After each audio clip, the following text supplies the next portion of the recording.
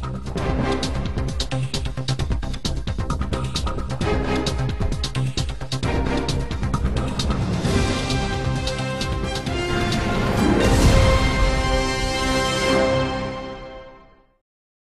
evening, ladies and gentlemen.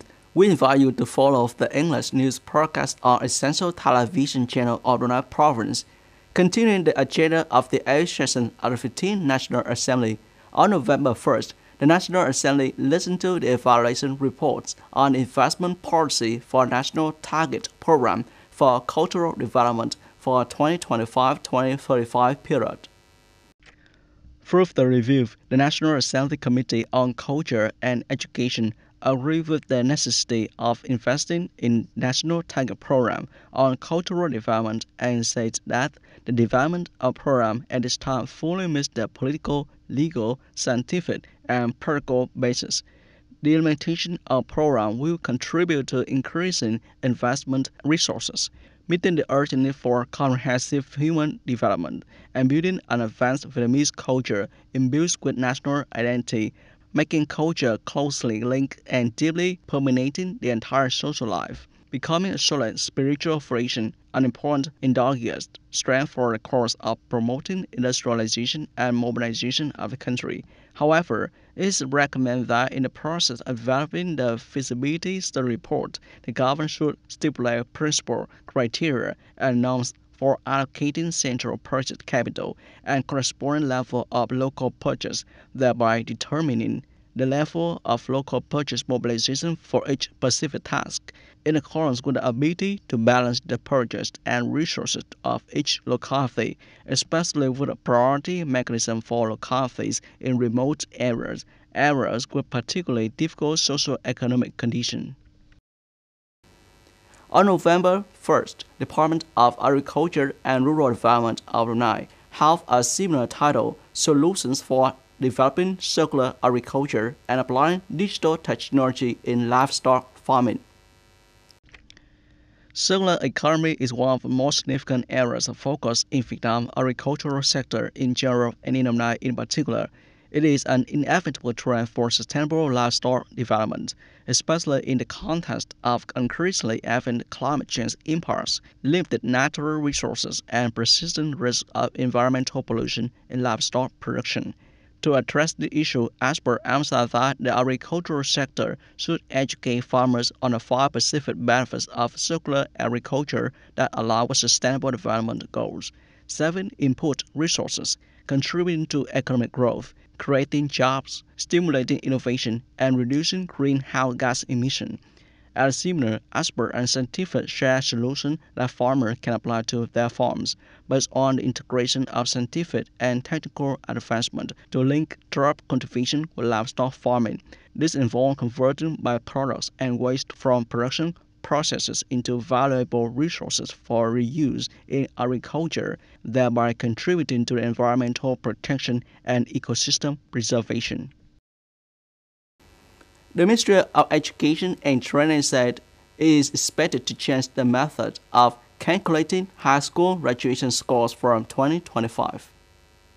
The new approach will use exam results and evaluation of student performance over 3 school years at a 50-50 ratio, thereby increasing the weight of student academic performance during high school to provide more comprehensive assessment of their competencies based on new general education program. Additionally, while foreign language certificates will continue to be used for exemption from the foreign language exam with high school graduation exam from 2025, they will no longer be converted into a score of 10 for graduation consideration. Regarding the timeline for organizing the high school graduation exam from 2025 to 2030, the exam format will remain paper-based, with an increased application of information technology in various stages of the exam. After 2030, a gradual pilot program for computer-based testing will be introduced in areas that meet the necessary conditions, potentially combining paper-based and computer-based testing. On November 1st, North Korean Foreign Minister Jo Song-hee declared that North Korea will stand by Russia until Moscow achieves victory in the war in Ukraine. Jo's statement came after her meeting with Russian Foreign Minister Sergei Lavrov in Moscow amid escalating tensions. Following the talks, Foreign Minister Jo Song-hee expressed North Korea's confidence that under President Vladimir Putin's leadership, the Russian military and people would achieve a resounding victory in their struggle to protect the national sovereignty and security interests. For his part, Foreign Minister Sergei Lavrov praised the relationship between the two countries' military forces and conveyed gratitude to North Korea for its firm stance on the developments in Ukraine. Earlier that day, the U.S. urged China to use its influence to restrain the Russia-North Korea alliance. Secretary of State Antony Blinken stated, "We have conveyed our concerns to China. I believe Beijing understands the concerns and expectations of the U.S."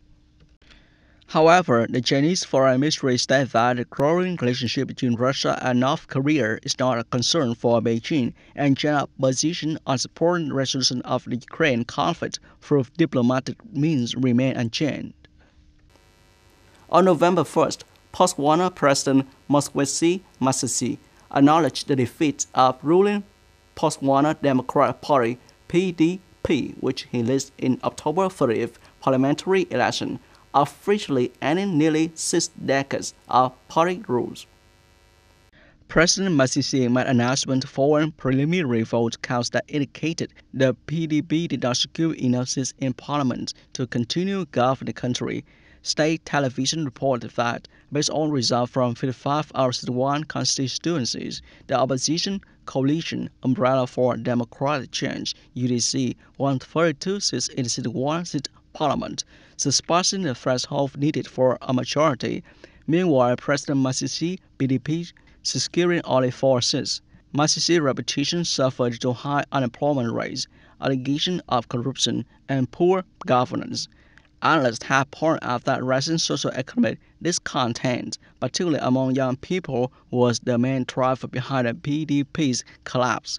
The party had led the Southern African nation since its independence from Britain in 1966. Post-war economy relies heavily on diamond mining, but a global downturn in the diamond market has sharply impacted the country's economy this year, pushing unemployment up to 28%. Dear viewers, you have just watched the English News, our essential television channel of the province. Goodbye and see you again.